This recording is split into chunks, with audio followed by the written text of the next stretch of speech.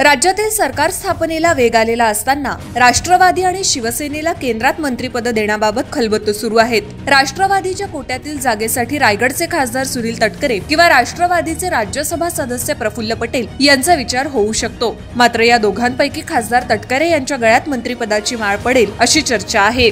लोकसभा निवडणुकीत राज्यातील 48 पैकी केवळ 17 जागांवरच महायुतीला विजय मिळवता आला। यामध्ये अजित पवारांच्या राष्ट्रवादी काँग्रेसला केवळ 1 जागा मिळाली, तर शिंदेच्या शिवसेना पक्षाला 7 जागांवर विजय मिळाला होता। त्यामुळे केंद्रातील एनडीए सरकारच्या स्थापनेवेळी एकनाथ शिंदेच्या शिवसेनेला 1 मंत्रिपद देण्यात आलं, पण अजित पवारांच्या राष्ट्रवादीला मोदी सरकारनं वेटिंगवर ठेवलं होतं। आता विधानसभा निवडणुकीतील निकालानंतर अजित पवारांच्या राष्ट्रवादीचा केंद्रातील मंत्रिपदाचा मार्गही मोकळा झालेला आहे। महायुतीच्या सत्ता स्थापनेच्या वाटपात राज्यातील मुख्यमंत्रीपद भाजपच्या वाट्याला जाणार आहे। त्यामुळे शिवसेना आणि राष्ट्रवादीला उपमुख्यमंत्रीपद आणि इतर महत्त्वाची खाती देण्यात येतील असं समीकरण सध्या पाहायला मिळतंय। त्यासोबत या दोन्ही पक्षांना केंद्रातही मंत्रिमंडळात स्थान दिलं जाणार आहे। केंद्रीय मंत्रिमंडळाचा विस्तार होताना अजित पवारांच्या राष्ट्रवादीला 1 मंत्रिपद देण्यात येईल। त्यामध्ये राष्ट्रवादीचे खासदार सुनील तटकरे किंवा प्रफुल्ल पटेल यांना संधी मिळण्याची शक्यता आहे। यामध्ये सुनील तटकरे हे राष्ट्रवादीचे एकमेव जनतेमधून निवडून आलेले खासदार आहेत, तर पटेल यांना याआधी फेवर करत राज्यसभेवर पाठवलंय। त्यामुळे नैसर्गिक न्यायानं राष्ट्रवादीकडून सुनील तटकरे यांना मंत्रिपद मिळेल अशी चर्चा सध्या सुरू आहे। शिवसेना शिंदे गटालाही आणखी 1 मंत्रिपद केंद्रात दिलं जाणार आहे। एकनाथ शिंदे यांनी मुख्यमंत्री पदावरील आपला दावा सोडल्यामुळे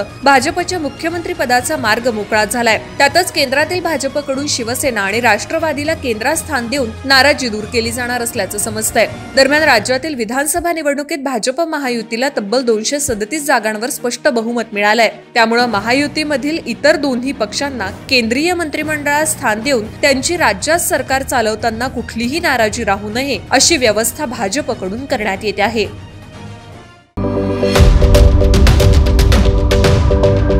YouTube वर सुद्धा रायगड टाइम्स सर्च करा आणि पहा रायगडच्या कानाकोपऱ्यातील प्रत्येक बित्तम बातमी।